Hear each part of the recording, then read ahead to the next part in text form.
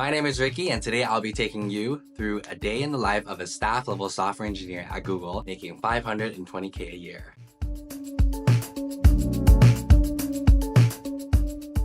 Hey everyone, welcome back to my channel. I'm excited to take everyone through a day in my life as a staff level engineer at Google. So I wanted to make this video to talk about and show how my life has changed since being a new grad software engineer to becoming a staff level software engineer. And if you're not familiar with software engineering levels, most people start at L3 as a new grad, and then they move on to L4, L5, and then L5 is what we call a senior software engineer, and then L6 is what I am, which is a staff level software engineer. I'll be going into more depth about the difference between me being an L6 and when I was an L3 later in the video. Today, I'll be showcasing one of my more difficult days at work. You can see my schedule here. It's jam-packed. It's just basically meetings back to back to back to back to back. And you can even see later in the evening, I also have even more meetings. So it's gonna be a pretty hectic and tiring and crazy day for me today. Luckily, at my current level, these days only happen like once or twice a week. But as people become even more senior, more and more of their days are gonna look like these kind of crazy days. Luckily, I still have some pretty easy days where I can chill and relax, and it's a little bit more fun, and I'll share that in a future vlog. So if you are interested in that, make sure to also subscribe so that you can see a follow-up video for it. But without further ado, let's get into it. I usually get up around 8 a.m. and this is when my day officially starts. I block out the first couple of hours in the morning on my calendar, as you can see, just so I can have some uninterrupted heads down time to get work done, like reading design docs or doing code reviews, because later on, as you can see, like I have so many meetings, I'm gonna have no time to actually do that. I also kind of take this time to mentally prepare for the day to make sure that I have everything ready for my later meetings. Once I feel pretty prepared for the day, I actually go to the gym, because I know if I don't go in the morning, then I'm definitely not gonna go at all, because at the end of the day, I'm gonna be so exhausted, or I'll have plans with friends. I definitely try to make going to the gym a non-negotiable, because what's the point of being rich if you're not also healthy and hot? Then after the gym, we're headed off to work.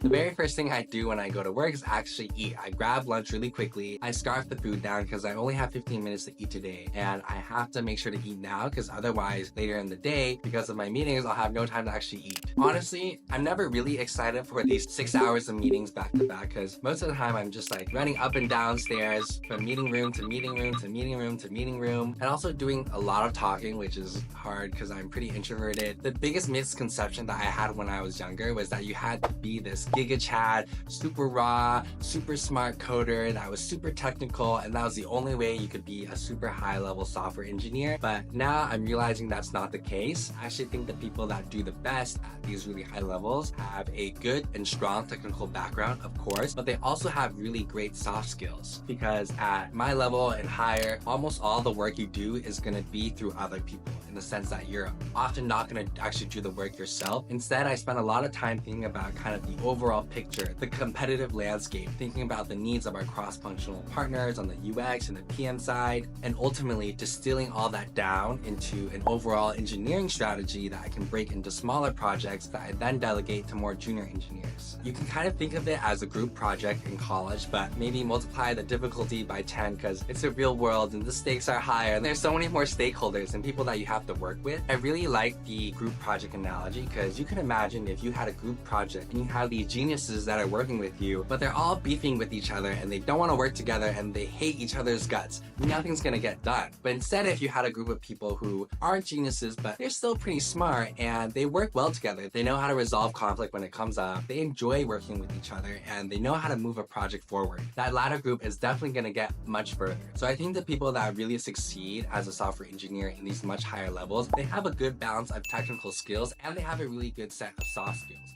That way they're able to get buy-in from other people, achieve alignment, and ultimately move a really big project forward. Once I finish my big block of meetings, I finally get to head home.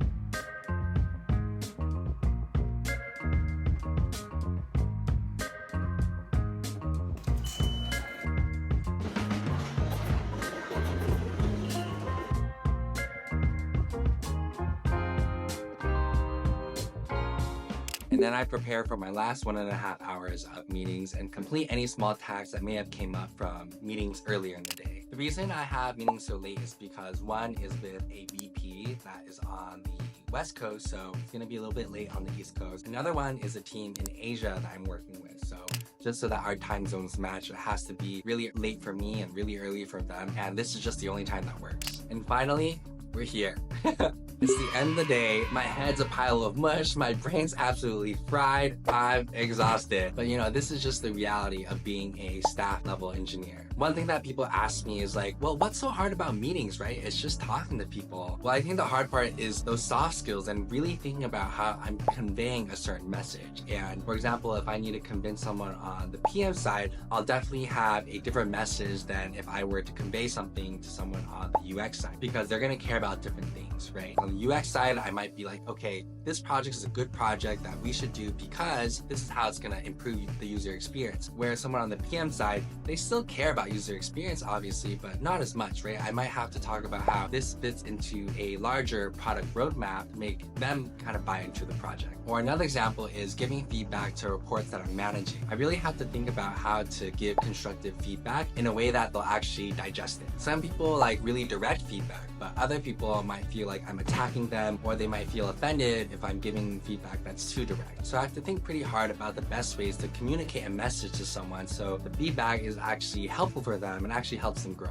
Personally, I think those soft skills are something that I'm still working on and I have a lot of room to grow. I'm still learning a lot and getting better at communicating with other people at work. I feel like maybe for some people it comes a little bit more naturally, but for me it's definitely a little bit harder. Another thing that people have kind of asked me is, do I enjoy my job? And honestly speaking, if I didn't have to work, I wouldn't work. Like, who wants to work? Come on. But if I did have to work and, you know, because I need to go make money, I'd definitely still pick this job. Definitely at times it is stressful, but I know I'm so privileged and so lucky to have this job. I still have a reasonable level of work-life balance and flexibility. Like, it's not every job where you can block out the morning and then go to the gym and then get to the office at noon, right? Luckily, days like this only happen once or twice a week. I think if I wanted to continue to get promoted and climb the corporate ladder, these days would happen more often, and I'm not sure if I want that, at least not now. I really enjoy kind of my like chill days that I get, and they're much more fun. I'll show that in a future video, so make sure to subscribe. And also, if you have any questions about being a software engineer or want to learn more, or if you feel like there's anything I didn't cover, feel free to leave a comment. I'll do my best to respond to them or cover it in my future video. But anyways, I hope this video was fun, informational, helpful. I know it was a little bit boring because I was just in meetings the whole day, but wanted to show something realistic.